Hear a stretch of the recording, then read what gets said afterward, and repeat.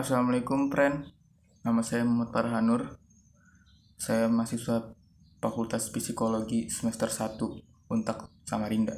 Saya akan menjelaskan tentang Carl Rogers dan teorinya.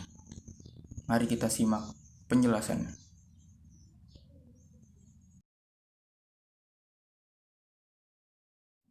Carl Rogers dilahirkan pada tanggal 8 Januari 1902 di Oak Park, Illinois, pinggiran kota Chicago. Ayahnya Walter A. Rogers, seorang pekerja teknik sipil, dan ibunya Julia M. Cushing, seorang ibu rumah tangga dan seorang Kristen Pentakostal yang setia. Carl adalah anak keempat dari 6 bersaudara. Rogers merupakan seorang anak yang cerdas dan dapat membaca dengan baik sebelum menginjak TK. Dengan pendidikan yang sangat ketat secara religius dan serta lingkungannya sebagai anak altar di rumah pendeta Jim Blay, ia menjadi orang yang terisolasi, independen, disiplin, dan mendapatkan pengetahuan serta apresiasi di metode ilmiah di dunia praktis. Pilihan pertama karirnya adalah agrikultur di Universitas Wisconsin-Madison, di mana ia menjadi bagian dari persaudaraan Alpha Kappa Lambda. Diikuti dengan sejarah lalu agama. Pada usianya yang ke-20, saat perjalanannya ke Peking, Cina tahun 1922 untuk mengikuti konferensi internasional Kristen, ia mulai meragukan keyakinan agamanya. Untuk menolongnya memperjelas dalam memilih karir, ia mengikuti sebuah seminar yang bertemakan "Mengapa Saya Memasuki Pelayanan", yang kemudian membuatnya mengubah karirnya. Pada tahun 1924, ia lulus dari Universitas Wisconsin dan mendaftar ke Union Theological Seminary.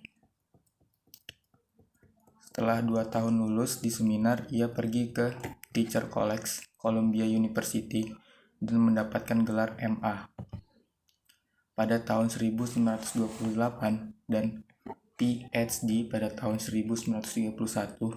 Sementara ia menyelesaikan pekerjaan doktoralnya, ia terlibat dalam studi tentang anak. Pada tahun 1930, Rogers bekerja sebagai Direktur Society of Prevention of Cruelty to Children di Rochester, New York dari tahun 1935 sampai 1940.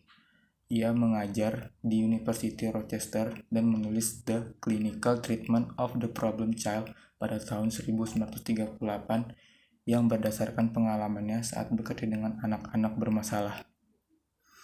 Dalam mengkonstruksi pendekatan client-centered, ia sangat dipengaruhi oleh praktik psikoterapi post-Freudian dari Otto Rank. Tahun 1940, Rogers menjadi profesor psikologi klinis di Ohio State University, di mana ia menuliskan buku keduanya, Counseling and Psychology, pada tahun 1942, dan mendapatkan pencerahan insight yang dibutuhkan untuk merekonstruksi kehidupan mereka. Pada tahun 1945, ia diundang untuk mendirikan pusat konseling di University of Chicago. Pada tahun 1947, ia terpilih menjadi presiden dari American Psychological Association, sementara ia menjadi profesor psikologi di University of Chicago pada tahun 1945 sampai 1957. Rogers membantu mendirikan pusat konseling yang berhubungan dengan universitas, dan di sana ia melakukan riset untuk menentukan keefektifan metodenya. Penemuan-penemuan dari teori-teorinya muncul dalam buku Client-Centered Therapy pada tahun 1951 dan Psychotherapy and Personality Change pada tahun 1954. Seorang mahasiswa S2 binaannya di University of Chicago, Thomas Gordon, mendirikan gerakan Parent Effectiveness Training atau PET.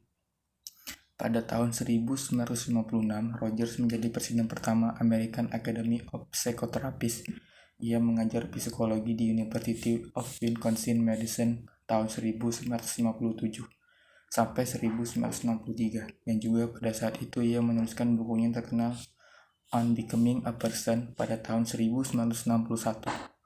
Carl Rogers dan Abraham Maslow pada tahun 1908 sampai 1970 menjadi pionir gerakan psikologi humanistik yang mencapai puncaknya pada tahun 1960-an. Pada tahun 1961, Ia dipilih sebagai American Academy of Arts and Sciences. Kepribadian merupakan keseluruhan dari seseorang dalam bereaksi dan berinteraksi dengan individu yang lainnya.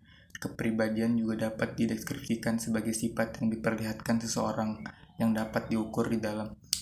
Dalam ilmu psikologi terdapat beberapa teori-teori yang membahas mengenai kepribadian dari berbagai ahli psikologi yang ada. Setiap teori kepribadian yang ada tentunya memiliki pendapat serta bahasanya masing-masing.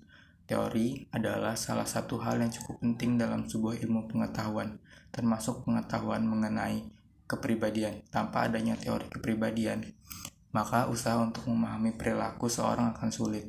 Teori kepribadian merupakan sekumpulan anggapan ataupun konsep yang mana berkaitan satu sama lainnya dengan tingkah laku dari manusia.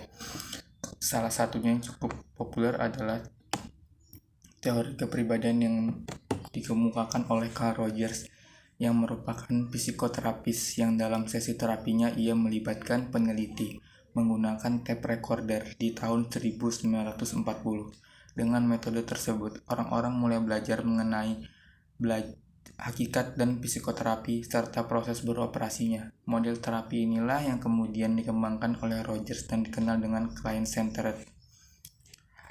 Carl Rogers sendiri merupakan salah satu tokoh dalam bidang psikologi humanistik yang mana memiliki pandangan jika setiap orang memiliki tanggung jawab atas hidup dan kedewasaannya sendiri.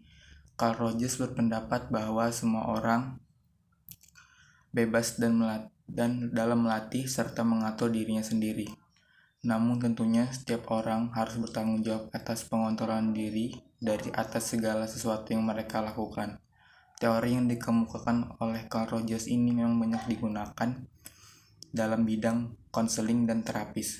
Teori Rogers sebenarnya merupakan didasarkan pada daya hidup yang mana disebutkan sebagai kecenderungan aktualisasi. Kecenderungan aktualisasi inilah yang diartikan sebagai motivasi yang mana menyatu dalam setiap individu masing-masing, mendapatkan apa yang terbaik di dalam keberadaannya.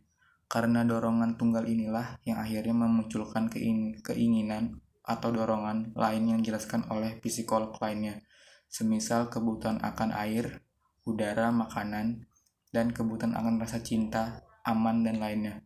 Selain itu, di kalangan psikologi, Rogers dikenal sebagai teori psikoterapinya. Itu tadi penjelasan singkat mengenai teori kepribadian yang dikemukakan oleh Carl Rogers. Setiap teori kepribadian tentu ada pendapatnya masing-masing, namun tujuannya tetap sama. Dari teori kepribadian adalah untuk mudah mengenali karakter atau kepribadian dari seseorang. Semoga informasi di atas dapat bermanfaat untuk Anda semua, dan jangan lupa, ya itulah pokoknya keren. Assalamualaikum warahmatullahi wabarakatuh. Berbudi luhur perlu diamalkan.